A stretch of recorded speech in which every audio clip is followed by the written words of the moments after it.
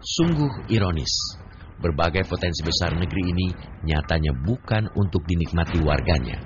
Para elit pengambil kebijakan seringkali membanggakan diri jika Indonesia menjadi sebuah negara yang sangat menarik untuk investasi.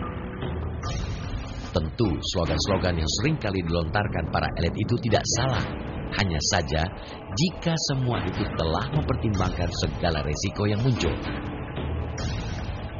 Sungguh sangat konyol jika iming-iming nilai investasi tak sebanding dengan dampak buruknya. Meski mungkin semua baru terasa dalam kurun waktu panjang. Dan kerugiannya luar biasa ya penjajahan. Misalnya gini, kalau pas kolonialisasi kan rakyat disuruh tanam paksa, tanam tanaman sesuai dengan pasar. Kalau ini kan enggak, kita disuruh tanpa kita sadar untuk memperkaya mereka. Kalau kita kan berhadapan fisik zamannya penjajahan. Kalau sekarang enggak, sangat subtil ya, enggak kelihatan, tapi kita menjadi alat dari pemiskinan negara kita sendiri. Jadi nyolongnya dulu melalui fisik, sekarang nyolong melalui undang-undang. Dan kita yang menyetujui, jadi konyol banget gitu, nggak tambah cerdas kita ini. Ya, tampaknya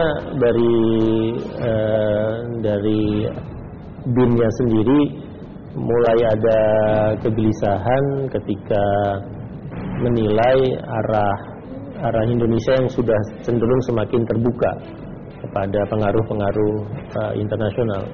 Dan kalau BIN harus membuat rencana pendadakan strategis ke depan, maka ya mestinya hari ini kita sudah bisa meramalkan bahwa Indonesia itu akan tersandra kedaulatan, kewibawaan, kemandirian pemerintah Indonesia untuk melakukan negosiasi dengan banyak negara. Itu sudah tersandra karena banyaknya kepemilikan asing di sumber-sumber daya alam yang kita miliki.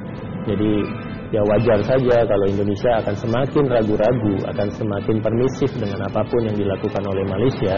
Kalau kita melihat bagaimana banjirnya modal-modal besar Malaysia, mulai dari kelapa sawit sampai akhirnya masuk ke sektor perbankan di Indonesia. Sebagai bagian dari peringatan dini untuk kemungkinan pendadakan strategis, kalau Indonesia kemudian akan menyelesaikan berbagai masalah internasionalnya dengan berbagai pihak, negara-negara tetangga atau negara-negara lain, tapi kalau kita di dalamnya sudah tersandra karena kepemilikan sumber daya nasional kita beralih ke asing, ini akan menyulitkan praktek-praktek internasional kita. Setiap tahun sebetulnya dilakukan, tapi memang mulai banyak disuarakan oleh komunitas intelijen, ya itu ya kira-kira sejak 1 bulan yang lalu, dan itu biasanya yang menyuarakan juga senior-senior purnawirawan yang kemudian gelisah dengan yang mereka anggap sebagai perkembangan atau arah yang tidak tepat bagi Indonesia.